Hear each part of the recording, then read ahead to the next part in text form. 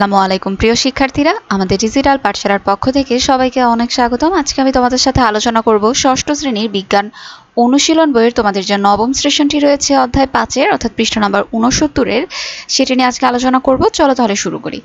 এবার আমরা তড়িৎ তাণ্ডব ঘটিয়ে ফেলব। পরীক্ষাটি খুব সহজ আর এটি করতে খুব বেশি কিছু লাগেও না। প্রয়োজনীয় সামগ্রীগুলো হলো একটি ব্যাটারি, কিছু তামার তার এবং একটি ডায়োড। তুমি ইচ্ছা করলে ডায়োডের বদলে একটি টর্চ লাইটের বাল্বও ব্যবহার করতে পারো, কিন্তু আজকাল নানা রঙের ডায়োড খুবই সহজে অল্প মূল্যে পাওয়া যায়। সঙ্গে আরও লাগতে পারে কাঠের টুকরা, প্লাস্টিক, রাবার ও কাগজ। ব্যাস, এই কয়েকটা উপকরণ দিয়েই মজার পরীক্ষাটি করে ফেলতে পারবে। তাহলে আমাদেরকে যা করতে হবে, উপরের চিত্রে দেখানো ব্যাটারির এক প্রান্তে তার লাগিয়ে সেটি বাল্বে লাগাও। দেখো এখানে একটি ব্যাটারি নেওয়া হয়েছে আর সাথে একটি বাল্ব নেওয়া হয়েছে। আরেক টুকরা তার নিয়ে ব্যাটারির আরেক প্রান্ত থেকে ঘুরিয়ে এনে বাল্বের অপর প্রান্তে লাগাও। দেখো তো বাল্বটি জ্বলে কিনা। এরপর সংযোগ খুলে দিয়ে তার ও বাল্বের মাঝখানে এক এক করে প্লাস্টিক, রাবার, সুতা, প্যারেক, কাগজ, কয়লা ইত্যাদি দিয়ে পর্যবেক্ষণ করো। এভাবে সংযোগ দিলে বাল্বটি জ্বলে কিনা। পর্যবেক্ষণ শেষে নিচের ছকটা পূরণ করো। তাহলে এই এক্সপেরিমেন্টটি তোমরা অবশ্যই বাসায় ট্রাই করবে। এরপর আমাদেরকে এই ছকটি পূরণ করতে হবে। সংযোগে ব্যবহৃত উপকরণগুলো হলো তামার তার। তাহলে তামার তার ব্যবহার করে কি বাল্বটি জ্বলেছে না? তাহলে তোমরা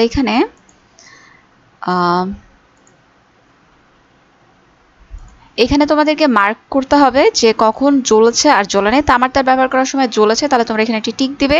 এরপর রাবার ব্যবহার করার সময় জ্বলছে না। এরপর প্লাস্টিক ব্যবহার করার সময়ও জ্বলছে না। এরপর কাগজ ব্যবহার করার সময়ও জ্বলছে না। এরপর যখন আমরা সুতা ব্যবহার করেছি তখনও জ্বলেনি। কিন্তু যখন আমরা প্যারেক ব্যবহার করেছি তখন কি আমাদের জ্বলেছে, সো আমরা এখানে টিক দিব। এরপর কয়লা ব্যবহার করার সময় এটি জ্বলছে না। এরপর নিশ্চয়ই তোমার এতক্ষণে বুঝতে পেরেছো তামা প্যারেকের মধ্যে দিয়ে বিদ্যুৎ প্রবাহিত হতে পারে বলে বাল্বটি জ্বলছে। তো আমরা অলরেডি দেখলাম যে তামা আর যখন প্যারেক ব্যবহার করেছি তখনই আমাদের বাল্বটি জ্বলেছে। অন্যগুলোর মধ্যে দিয়ে বিদ্যুৎ যেতে পারেনি বলে বাল্বটি জ্বলেনি। তাহলে নিশ্চয়ই এটাও বলতে পারবে কেন বৈদ্যুতিক তার বা যন্ত্রাংশে তামার তারের ওপর প্লাস্টিক বা রাবারের আস্তরণ দেওয়া থাকে। ঝটপট নিচে লিখে ফেলো। তাহলে আমরা এই উত্তরটি দেখে নেই যে বৈদ্যুতিক তারে তামার তার ব্যবহার করা হয় কারণ তামা বিদ্যুতের একটি ভালো পরিবাহী। এর মানে হলো তামার তারের মধ্যে দিয়ে সহজেই বিদ্যুৎ প্রবাহিত হতে পারে। কিন্তু এই বৈদ্যুতিক তার যদি খোলা থাকে তাহলে খোলা তারে বিদ্যুৎ প্রবাহের সংস্পর্শে বিদ্যুৎ ঘটার বা আশঙ্কা থাকে। আর এই বিপদ থেকে রক্ষা পাওয়ার জন্য বৈদ্যুতিক তারের উপরে প্লাস্টিক বা রাবারের আস্তরণ দিয়ে ঢেকে দেওয়া হয়। প্লাস্টিক এবং রাবার বিদ্যুতের কুপরিবাহী, অর্থাৎ এদের মধ্য দিয়ে বিদ্যুৎ প্রবাহিত হয় না। তাই প্লাস্টিক বা রাবারের আস্তরণ ব্যবহার করলে বিদ্যুৎ স্পষ্ট হওয়ার ঝুঁকি কমে যায়, শর্ট সার্কিটের সম্ভাবনা কমে যায়, আগুন লাগার ঝুঁকি কমে যায়। এরপর আমাদের হচ্ছে ধাতু ও অধাতু সমূহের অনেকগুলো বৈশিষ্ট্য তোমরা ইতিমধ্যে জেনে গেছো। এখন তোমরা এগুলোকে আলাদাও করতে পারো। কিন্তু ধাতু ও অধাতুকে বল প্রয়োগ করলে এদের কি কোনো পরিবর্তন হয়? চলো আরেকটা পরীক্ষণ করে দেখা যাক। তাহলে এখানে আমাদের দেখো এই পরীক্ষার জন্য লাগবে একটা অ্যালুমিনিয়ামের প্লেট ও এক টুকরা কয়লা। নিজেদের বাসা থেকে এগুলো নিয়ে আসতে পারো। বাবা মায়ের কাছ থেকে চেয়ে আনতে হলে পুরনো, ব্যবহার হয় না এমন প্লেট আনলে ভালো। কেন? একটু পরেই তা দেখতে পারবে। তাহলে আমাদেরকে যা করতে হবে, এবার এগুলো মেঝেতে রেখে হাতুড়ি দিয়ে আঘাত করো। দেখো তো কোনো পরিবর্তন হয় কিনা তার নিচের ছকে লেখো। তাহলে এই এক্সপেরিমেন্টটি তোমরা করবে আর এটি করার পরে যেই রেজাল্টগুলো পাবো সেগুলো আমরা এই ছকে লিখে ফেলবো। অ্যালুমিনিয়ামের প্লেট ব্যবহার করার সময় ঝনঝন শব্দ করে, হ্যাঁ। ভেঙে টুকরো হয়ে যায়, না। সহজে ভাঙে, না। আবার কয়লার টুকরো ব্যবহার করার সময় ঝনঝন শব্দ করে না, ভেঙে টুকরো হয়, হ্যাঁ হয়। আর এটি কি? ভঙ্গুর। এরপর আমাদের একটি বাড়ির কাছে দেওয়া আছে একটা প্যারেক 7 দিন পানিপূর্ণ বিকারে রেখে দিয়ে দেখো তো কি হয়।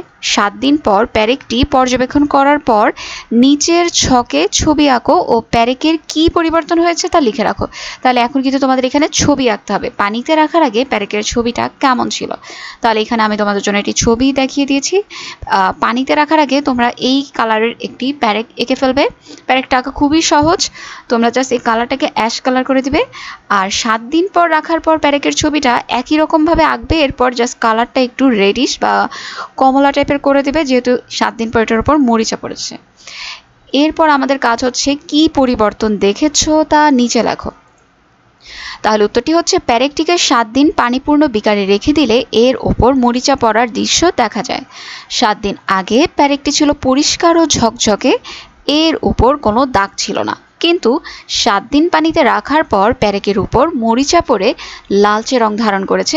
এর কারণ হলো পানিতে থাকা অক্সিজেন প্যারেকের সাথে বিক্রিয়া করে পানিযুক্ত ফেরিক অক্সাইড তৈরি করে, যা আমরা মরিচা হিসেবে চিনি। মূলত এই পানিযুক্ত ফেরিক অক্সাইড হলো মরিচা, অর্থাৎ 7 দিন পানিতে রাখার পর প্যারেকের উপর মরিচা পড়ে লালচে রং ধারণ করেছে।